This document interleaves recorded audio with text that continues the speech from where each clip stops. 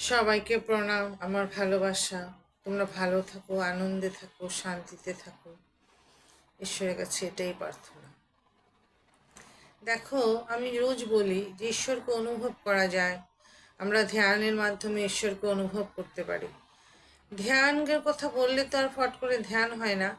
আমি তো বলি, কতদিন ধরে বলছি। তো ধ্যান আমরা কিভাবে করব, আমি মানস পূজার দ্বারা বলেছি। বা ভিতরে ভিতরে এই জায়গাটাতে ঈশ্বরকে বসিয়ে আমরা নাম জপ করতে পারি। করতে করতে মনটা একাগ্র হবে, চারিদিক থেকে মনটা এসে মনটা চারিদিকে যে যায়, এই মাসিমা কাকিমা প্রতিবেশী দিল্লি বোম্বে, এই মনটাকে কন্ট্রোল করে আস্তে আস্তে আনা যায় নিজের কাছে, নিজের মনটাকে। তো এই যে করাটা আমাদের তাড়াতাড়ি করাটাই ভালো, তাড়াতাড়ি শুরু করলেই ভালো। কেন কি, জীবন তো বয়ে যায়, বেলা যে যায়। তো এরকম একটা গল্প আছে, বেলা যে যায়।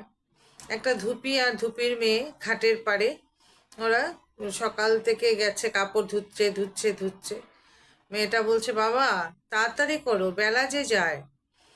ওর বাবার তখন চৈতন্য হলো, আরে ঠিকই তো, বেলা তো যায়। আমি তো এখনো ঈশ্বরের নাম নিলাম না, স্নানও করলাম না, নামও নিলাম না। আমি কি করছি জীবনটা, শুধু কাপড়ই ধুচ্ছি? আমরাও এই করছি, সারা জীবন শুধু সংসার সংসার সংসারই করছি। কিন্তু আমরা বেলা যে যায় এটা আমরা অনুভবই করতে পারি না। অ্যাকচুয়ালি দিন তো চলেই যাচ্ছে, সূর্য উঠে রাত হয়, এক একটা দিন যায়, আমাদের বয়স বাড়ে, এইভাবে তো দিনগুলি চলেই যায়। তো আমরা নিজেরা নিজেদেরকে কর্তা মনে করে থাকি, তাই বারবার জন্ম মৃত্যুর চক্রেও আমরা পড়ি। এই জন্য না, একদম ঠিক ঠিকভাবে শুরু করে দিতে লাগে আমাদের, যে ঈশ্বর কি, এমন ঈশ্বরকে অনুভব করব।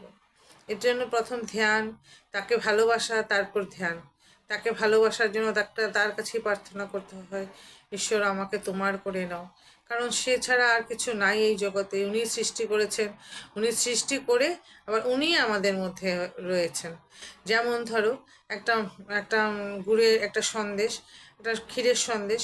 তো ওটার মধ্যে, ক্ষীরটার মধ্যে কি আছে? দুধ সন্দেশটার মধ্যে কি আছে? দুধ আছে, চিনি আছে, এলাচ দিলে এলাচ আছে, যা যা সন্দেশে থাকার কথা সন্দেশে তাই আছে। ধরো এটা ঈশ্বর। আর এই সন্দেশের এক একটা টুকরা টুকরা টুকরা টুকরা সব মধ্যে, এক সন্দেশটাকে যদি আমরা ভাঙি, বা এক একটা টুকরার মধ্যে কিন্তু ওই যে সন্দেশের মধ্যে যা আছে সেই সত্তাই এক টুকরার মধ্যেও থাকবে। দুধও থাকবে, চিনিও থাকবে, এলাচও থাকবে। ঠিক সেই রকম ঈশ্বর, ধরো বড় সন্দেশটা পরমাত্মা, উনি আমাদের সবার মধ্যে আছেন। উনারই সত্তাটা আমাদের মধ্যে আছে, ওটাকেই খুঁজতে হয়। ওটাকে খোঁজার জন্য ঈশ্বরকে ভালোবাসতে হয়, তার নাম করতে হয়, তার গুণগান করতে হয়, তাকে হৃদয়ে নিয়ে তাকে দেখতে হয়। তবেই আস্তে আস্তে আস্তে আস্তে আমরা ঈশ্বরেতে মনটা সবসময় চুবিয়ে রাখতে পারবো।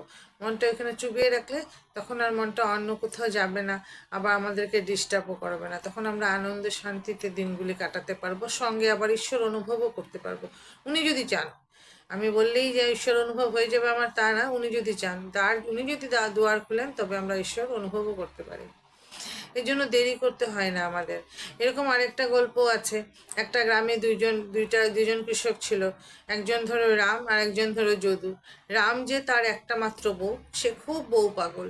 আর যে যদু, তার চারটা বউ। আর সে রোজ দিন তার ওই যদুর বউটা এসে রামের বউকে বলতো, আমার স্বামী না বৈশে হবে, সাধু হবে। এর জন্য প্রত্যেক ও আস্তে আস্তে করে এক একটা বউ ছাড়ছে, কৃষকের চাষের জমিগুলি একটা একটা করে ছাড়ছে। আর আর যে রাম, সে রামের বউ শুনতো। তো একদিন রাম আসছে দুপুরবেলা, ঘরে এসেই বলছে, বউ বউ আমি নাইতে যাব, গামছা দে। তখন রামের বউ বলছে, কি তুমি খালি বউ বউ করো, বউ বউ করো, দেখো ওই বাড়ির যে যদু, সে এখন সাধু হবে, একটা একটা করে ছাড়ছে, এক একটা বউ ছাড়ছে, কৃষকের জমি ছাড়ছে। তখন ওই রাম যে, সে বললো, এইভাবে ছেড়ে কেউ সাধু হতে পারে না, একটা একটা করে ছাড়বে, তারপরে সে সাধু হবে। নে, এই যে বললো, নে, এই আমি সাধু হলাম বলেই, যে কাঁধে নিয়েছিল গামছাটা, নাইতে যাবে বলে কাঁধের গামছাটা ফেলে সে ঝোলা কাঁধে নিয়ে চলে সাধু হয়ে গেল। এইভাবে বৈরাগ্য আসে। এইভাবেই আসতে হয়, এইভাবে করলেই তখনই। হ্যাঁ, এখন থেকেই করব। তবেই আমরা পারবো। দেখো না, আমি পান খাই, রোজই ভাবে পান ছাড়বো পান ছাড়বো, এই 2টা খাবো 3টা খাবো, কিন্তু ছাড়া হয় না। যেদিন মন থেকে শক্তি পাবো যে আর পান খাবোই না, পানের ডিব্বা ফেলে দিব নিজের হাতে, সেই দিনই পারবো।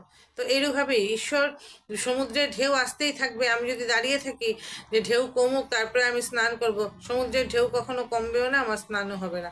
এই জন্য আমরা যখন সংসারে আছি, সংসারে সব কিছু থাকবেই, তার মধ্যেই আমি ঈশ্বরকে অনুভব করব, ঈশ্বরকে ভালোবাসবো, ঈশ্বরকে নিয়ে বসবো হৃদয়ে, তবেই আমরা ঈশ্বর অনুভব করতে পারবো। আমি আমার ইষ্টগুরুকে প্রণাম করে আজকের কথা এখানেই রাখলাম।